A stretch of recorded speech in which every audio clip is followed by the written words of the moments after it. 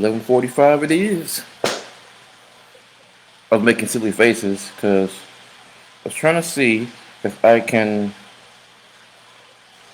do the make my eyebrows raise.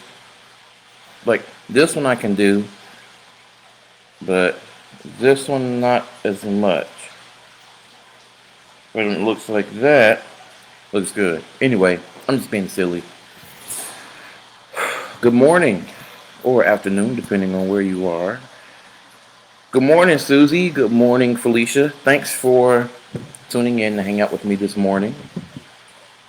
If you see in the little description box there, today we are going to talk about and meet our chinchilla named ChiChi. Good morning, John. Thanks for joining us. John is in the respite care department here at Camp Courageous. I don't know why I said it like that. Just being silly. And Derek, good morning, Derek. Good morning, Diane. Diane is one of our respite nurses that we have here at camp. We haven't seen Diane in a while because of COVID, so thank you for tuning in, Diane. We're going to let a few more people come in, and then we're just going to jump right in and get started with ChiChi. Now, what I'm going to do is I will talk about her first, then I will bring her over and show her and share her with you all. ChiChi, like many other animals, has a personality all on her own. And the way I like to describe it to campers when she comes, or when I go to different nursing homes or assisted living facilities, is that ChiChi is kind of in her teenage years. And I can say this because I was a teenager once. Some days when you take her out, she is calm and just as relaxed. She'll fall asleep on my hand sometimes, and then other times she is not about that life, meaning she does not want to be bothered. She does not want you to pick her up, and so I want to be careful to acknowledge and respect her feelings, if you will. Um, so I'm going to talk about her first, then I'll bring her over. Um, I fed her earlier. She did all right, so we'll see how she feels and take her out. Good morning, Sam. Sam was a former counselor here at camp many years ago. Good morning, Tracy. And Chris and Mike. Chris B. and Mike R. They are campers who come to Camp Courageous. All right, chinchillas. So, chinchillas are originally from South America. That is where you will find them in their natural habitat. They live at very high climates, up to 14,000 feet above sea level. They prefer cool, arid weather. So that means cold, dry climates is where they thrive and live in the wild and what they like here in captivity. So, for example, here at Camp Courageous, during the winter months, I will have ChiChi's cage placed against a window. And I'll have it against a window that does not get direct sunlight because they don't need the direct sunlight. And what she'll do is she'll sit up on this little platform in her cage at the kind of top corner of her cage. And that cold air just comes in and she absolutely loves it. Even though the rest of the nature center will be heated for the rest of the animals, with her by that cold window and that cold air comes in, she is in heaven. She absolutely loves it. Chinchillas, you may or may not know, are an endangered species. They are on the endangered species list because of their fur. They're very small animals. They are considered a rodent, so they're in the rodent family with mice and rats. However, when you look at them, they almost look like a half rabbit, half squirrel kind of mix. It's an interesting combination that some people come up with when they describe how the chinchilla looks to them. They have a very small body, but when you look at the chinchilla itself, it does not look like it's small at all. That's because of its fur, that it has a very thick, lush coat of fur that keeps it warm in those cold climates, and also the reason that they are hunted. So people will hunt them for their fur to make jackets, or scarves or throws or hats out of them, and not scarves, but like a throw. And for one jacket, it takes 160 chinchillas to make just one jacket. So because they are small animals, they were killed off at very high numbers to make the coats and furs that a lot of people will purchase across the world. It is illegal to hunt them or capture them in the wild, and while they have laws in place, there are people who still kind of go around those laws and try to find ways to still hunt them for their fur anyway. In the United States, there are specific states that will not allow you to have chinchillas as a pet because it is considered an exotic animal. I touched on this a little bit, if I'm not mistaken, when I did the hedgehog presentation.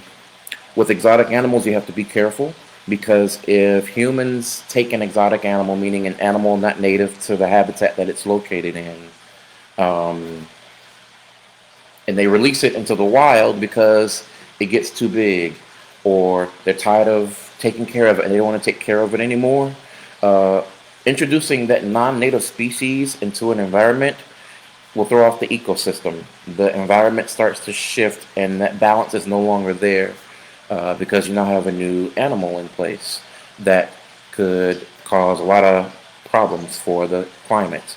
For example, the Burmese python in southern Florida, they actually have a snake hunting season because the Burmese python is wiping out all the native animals that live in southern Florida.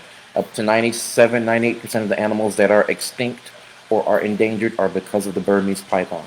And so with a chinchilla, um, there are some states that will not allow you to have them as a pet. Not only because they're exotic animals, but because they discovered that people would breed chinchillas and then sell their furs illegally, which is not what you should be doing. And so if you see me looking this way, I'm looking over at ChiChi because we love her, and that's not something we do, obviously. Excuse me. And Iowa isn't one of those states that has those laws in place. So we're able to have her at camp so that I can share her with you, and I can share her with the campers and with the people who live in the nursing homes that I go and visit sometimes. When she has her babies, she can have anywhere between 2 and 4 at a time. And when they hit the ground, when they're born, they literally hit the ground running when they're born. Of the rodents, they have the longest gestational period. Most mice and rats are pregnant for maybe a couple of weeks, maybe a little longer, maybe maybe a few days, short of 2 weeks. They're pregnant for 114 days, so it's over 3 months. Mom is pregnant. So once she has her babies, they are born with all of their fur and their teeth and their whiskers. They can see, they can communicate, they can run. So they have adapted to a place where when mom gives birth, the babies are almost equipped with everything they need for survival just in case they are separated from mom because of a predator or illness or anything out in the wild. Now, in the wild, their general life expectancy is 8 to 10 years. But in captivity, they can live up to 20 or 25 years. And again, in captivity, you remove the threat of other potential means of harm, whether it be a predator or sickness or illness or anything. You can take them to a vet clinic that can diagnose and treat your chinchilla if it is sick or not doing well. In the wild, there aren't any vets that go around and take care of them that way.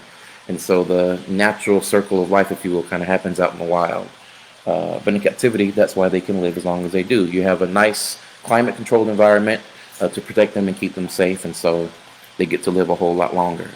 ChiCi eats rabbit food, actually, and Timothy hay. You can go to pet stores and purchase a very special, specific type of chinchilla feed or food. Um, we feed ours rabbit food, and she does just fine. She'll be up in her little top perch, and once you pour her food in, she'll scurry down to the bottom, and then she'll dig around into her food. If there are any bits like dried cranberries, those are her favorite. Golden raisins are her favorite as well. She will not eat the raisins if they are not golden raisins. So if you give her a purple raisin, she is not going to eat it. If it's a golden raisin, she will eat it. And you can hold it up to the cage there, and she'll just reach her little paw through and grab it, and she'll eat it. Chinchillas do not have claws. Their paws are padded. They're not webbed, but they are padded. And while they're very small animals, they're very strong animals in the sense that they can jump 6 feet in one leap.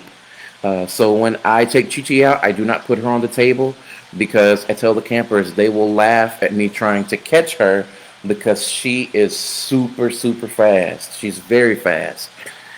And I don't want to try to have to catch her because she gets away.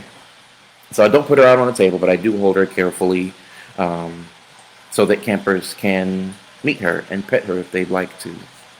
Let's see some of the questions. I saw some questions. I'm sorry. I was just kind of going off what I remembered and what I was doing. If I want to those states, where can I? One of those states where can? So, excuse me. There's a question about if you're in a state where can you have a chinchilla as a pet. I do not remember those states off the top of my head that they are or aren't allowed. Because if I'm not mistaken, there's different states for the chinchilla, as there are different states for ferrets, as there are different states for hedgehogs. I know a little bit about ferrets because we used to have ferrets a long time ago. But for each of those animals, there are different states that will or will not allow you to have them as a pet. So my apologies for not knowing that information off the top of my head. I'd have to research it for each specific animal, and then I'd be able to tell you a little bit better. How many babies has ChiChi had? ChiChi has not had any babies at all. When we got her, she was 6 years old. She came to us in May of 2016. So she's been here for 4 years, so she's 10 years old now. I don't know what her exact birth date is, but as I said, I know she came to us in May of 2016. So I just consider May her birthday here at camp. And so we've already passed May for 2020. And so she is 10 years old. This would be about the end of her life expectancy in the wild, but again, in captivity, they can live up to 20 or 25 years. She has already gone through her period of menopause, if you will, so ChiChi can no longer have babies.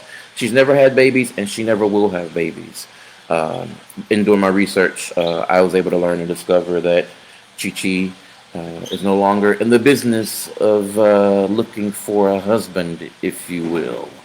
So she is single. She's not looking to mingle. Campers get a laugh out of that.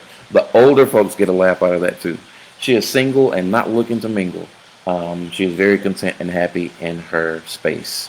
In the wild, they are not solitary animals. They live in large packs and groups. When you have them as pets, you have to be a little bit careful though, because females tend to be the more aggressive sex of the two. And so oftentimes the female may or may not want to share living spaces with another hedgehog, whether it's male or female. It just varies. Taking or analyzing and looking at ChiChi's personality, I would say that she is happy living in a space of her own. So I do not have plans to find her a mate or anything of that sort. As I said earlier, she's no longer in the business of having babies, and she's pretty happy and content where she is. So that was a good question. How many times do you feed him? I feed ChiChi once a day.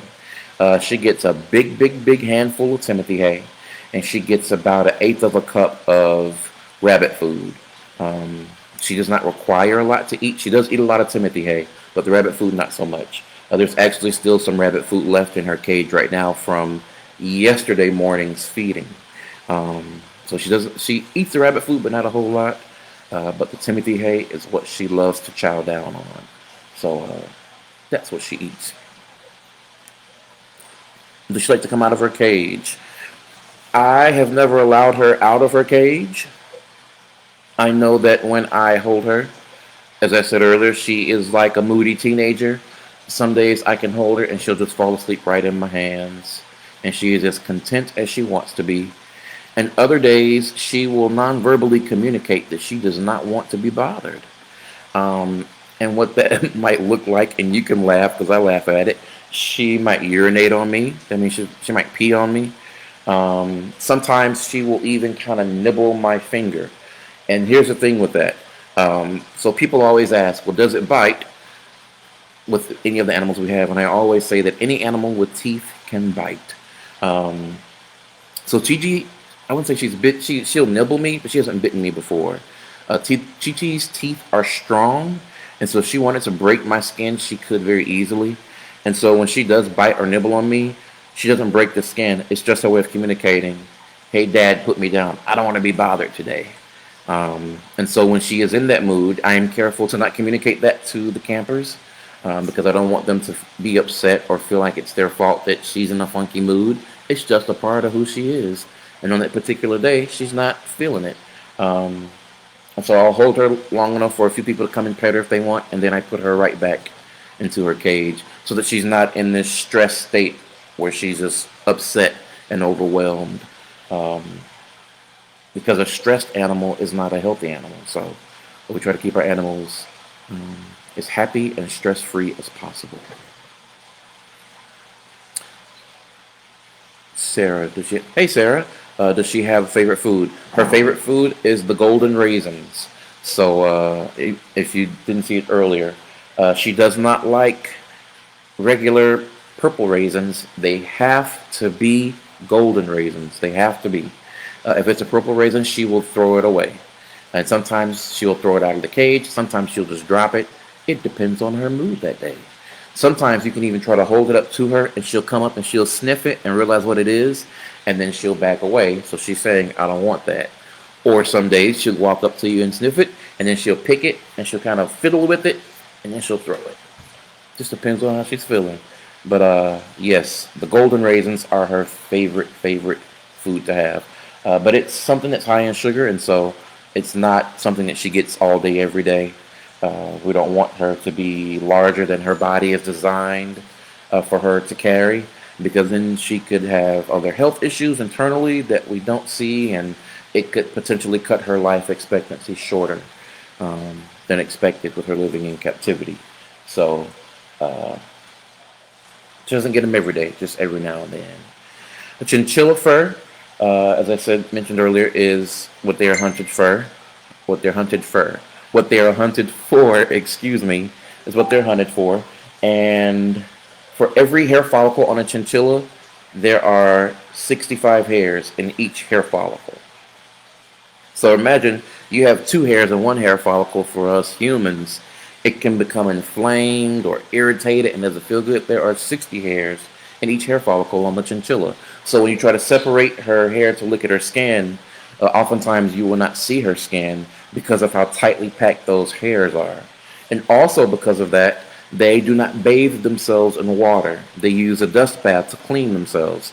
So ChiChi had a bath earlier, a dust bath earlier, and what it is a very fine, powdery substance that what it will do. So she has a bowl that she kind of jumps down into, and she spreads it out, and she does these little spins in the dust.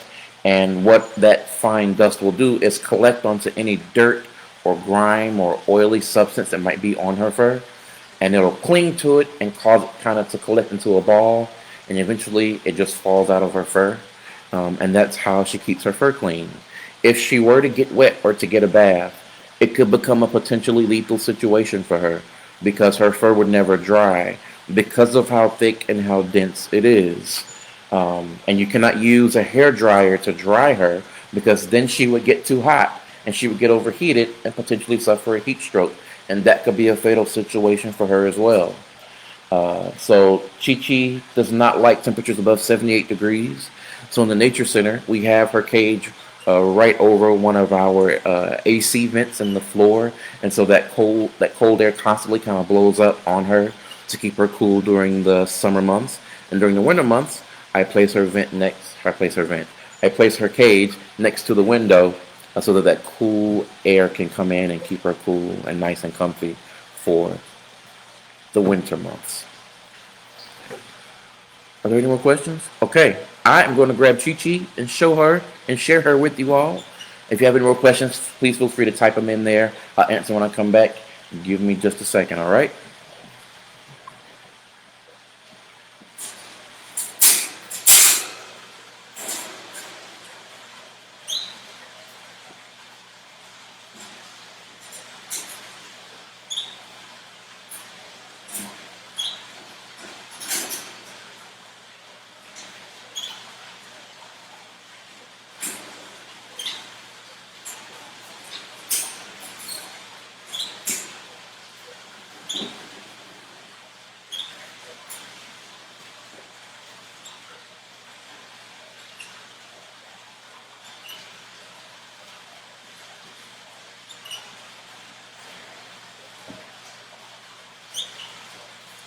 Are we gonna say hello to the people?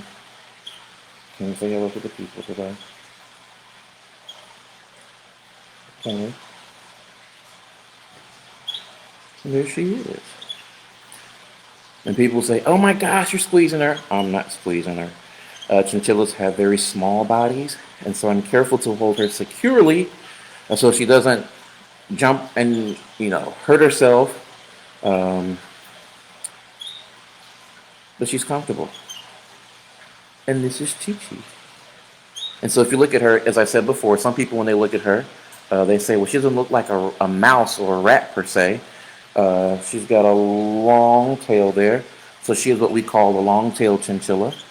Long-tailed chinchillas have big ears, as you can see, a long tail, as you can see, and very a few more, a little longer. We'll go in a minute. And if you look at her feet, very, very tiny hands and feet. Uh, there we go. So I'm gonna just kind of hang out on my chest here for a little bit. So she's a long-tailed chinchilla. They also have short-tailed chinchillas. Short-tailed chinchillas are, in a sense, kind of the Incredible Hulk version of the chinchilla, in the sense that they have a smaller tail, obviously short tail. They have smaller ears, but they have a broader body and larger hands and feet. Um, but their fur is still the same. So when people hunt them or hunted them in the wild, it didn't matter if it was a long-tailed or a short-tailed because their fur was the same. However, when you look at their bodies, their bodies are designed just a little bit differently, and that's just the geographical location of um, where they are located in South America. So they live primarily in the Andes Mountains, which is on the western coast of the continent. The country of Chile that runs along um, almost the perimeter of South America. That's where a lot of chinchillas live, on those mountain peaks. Uh, but a very, very, very long time ago, you would find them in Bolivia and Argentina as well, Peru, not too far from where guinea pigs are found natively. If I'm not mistaken, their next closest relative is the guinea pig. Um, is it the guinea pig? No, it's not the guinea pig. It's a cavie. Cavie, if I'm not mistaken. Don't quote me on it. But this is ChiChi, our chinchilla. Are we going to turn around one time and say goodbye? Let me get your feet. So when she bops like that, it's because her feet are not supported. Chinchillas, like rabbits, do not feel comfortable when their feet aren't supported. So when I placed her on my chest, you notice she was relaxed. And so right now I'm holding her feet so she feels comfortable. And so I've got her feet now. So I'm going to put her back now so she can have some more of her breakfast that I gave her a little bit earlier.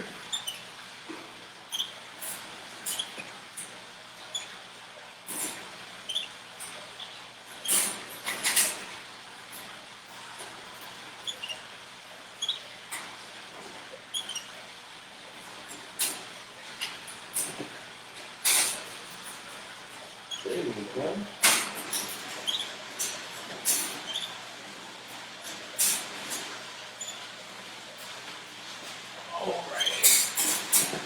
My apologies. She unhooked her ladder that goes from the bottom level to the mid level. She unhooked it, and so I was trying to hook it back on with her so she could. And there she goes. She can run back up and down like she usually does. So that's ChiChi, our chinchilla. If there aren't any more questions, did I miss anybody? Hey, Amy. Yes, moody teenager. That's kind of where she is. Yep. Hello, Cindy. That's right. You messaged earlier. Hey, Cindy. And hello, Becky and Megan. Edgy Megs. Megan comes to camp. If you haven't heard me talk about her before, she's a superstar here. Like our other campers. And they do a Tuesday and Thursday uh, live video from Edgy Megs.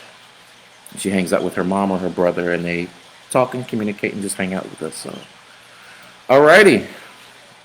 Well, folks, hang on. Hello, Kay. And so there's a question about the colors that they come in. I did not mention that. Thank you for asking. So I want to say there are up to 12 or 14 different color combinations they come in. At the most basic level, there's the white, the gray, and the black hedgehog. And so, in order for the hedgehog to be considered a true white, black, or gray hedgehog, they have to be that specific color from the tip of their nose all the way to the tip of their tail. And so, when you purchase a hedgehog in the United States as a pet, the more purebred they are as far as their color, the more expensive they're going to be. ChiChi was donated to us, so we did not pay for her. But she is not a chinchilla that will sell for top dollar or high dollar because she is what is considered a mosaic gray chinchilla. And I apologize for not pointing this out earlier, but you might even notice so on her tail, it was kind of a darker gray at her base and it got whiter at the end of the tail. On the belly of her body, the hair is white, and on her ears and the back of her body, the hair is gray. We know she's a mosaic gray because on those gray hairs you see on her back and her ears, it's essentially a white hair with frosted tips that are gray. And so her hair all over her body is white, but the tips of those hairs is kind of frosted a gray color. And so one parent was a white chinchilla, one parent was a gray chinchilla.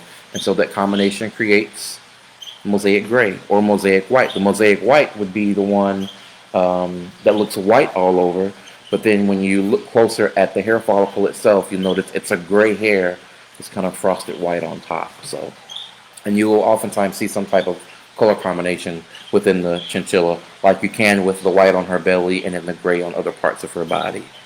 But there are, so the black chinchilla, there's one called, it's like a black velvet chinchilla. There's a chinchilla that is called a violet. There's a chinchilla that's called a blue chinchilla. And that gets a lot more in detail with the pedigree of, kind of like how people, kind of document horses and who the sire and the dam is, etc. It's the same thing with chinchillas, the same thing with hedgehogs when you really get really heavy into the community. I don't know who ChiChi's parents were. She just lives here at camp, and we love her and take care of her like we do the rest of our animals here. So we're glad we have her, and that I'm able to share her with you and the campers and other places I get to take her. So that's a very good question, Kay. Thank you for asking that. Alrighty, folks. That about wraps it up. I went over a little bit longer than usual. My apologies. But I hope you enjoyed it and learned something today. Take care of yourselves. Continue to, I know things are opening up, but err on the side of caution. Continue to wash your hands. When you go into, unfamiliar places and whatnot, continue to wear your masks. And just be safe and take care of yourselves. Feel free to join us on Friday for our Camp Live video.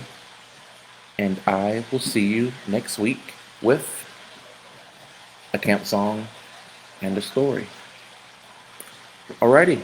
Take care. Have a great rest of your day. And I'll see you next week.